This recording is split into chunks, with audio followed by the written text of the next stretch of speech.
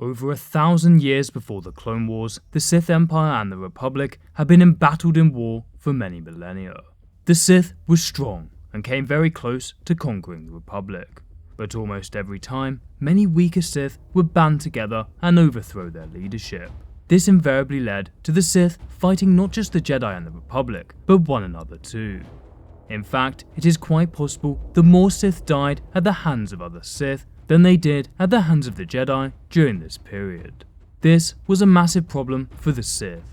Not only were many of their strongest and most intelligent killed by many weaker Sith, those weaker Sith often went on to lead the Sith Empire. By the end of the new Sith Wars, the Sith were led by the weak and fairly incompetent Brotherhood of Darkness. The Brotherhood of Darkness preached that all members were equal, and was led by the cowardly Skere Kaan. This was completely different to the Sith of Old, who believed that might makes right and were ruled by the likes of Naga Sadow and Vitiate.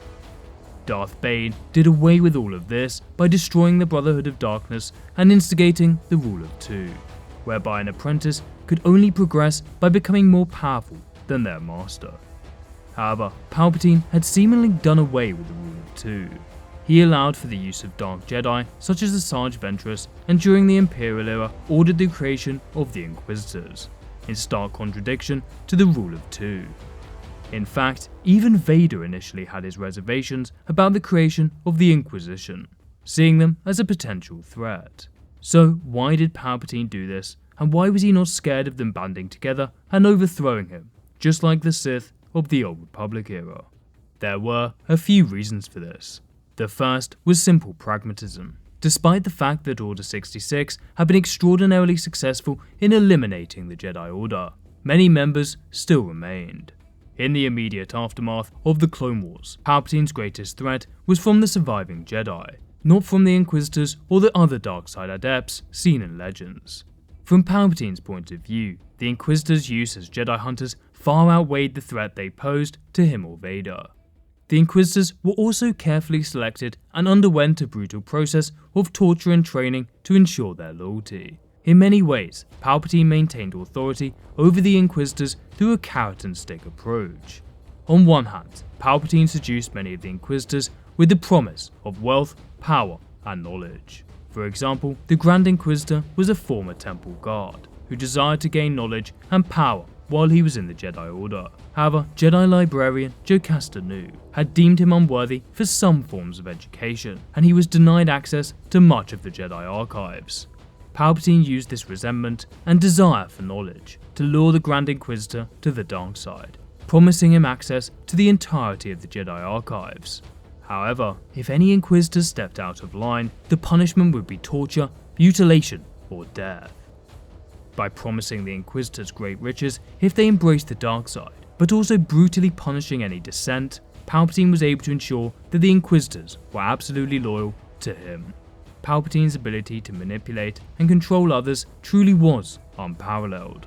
After all, he had seduced the Chosen One to the dark side and utterly subdued him under his rule.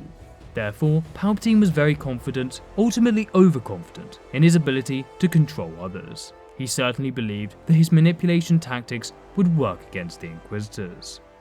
In Legends, Palpatine's arrogance surrounding the Inquisitors and other dark-side adepts stemmed from his newfound beliefs after Order 66. In Sidious's book, Absolute Power, he explains how the Rule of Two was never meant to go on forever.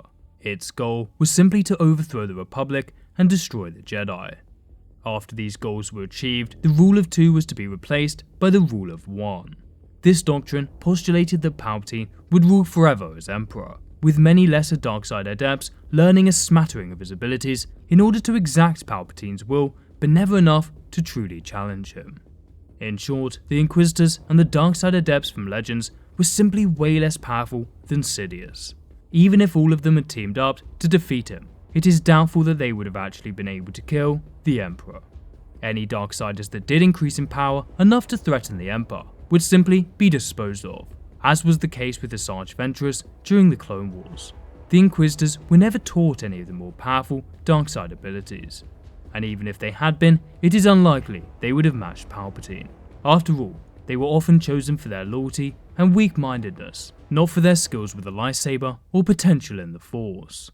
In fact, in Legends, Palpatine was more concerned about the Inquisitors being too weak rather than too strong, while in canon, Vader believed the Inquisitors to be pathetic and not ready to fight real Jedi.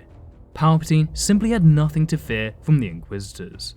Their loyalty was unwavering and their power rather insignificant, while also being useful tools for the Empire. Quite simply, the rewards outweighed any potential risks.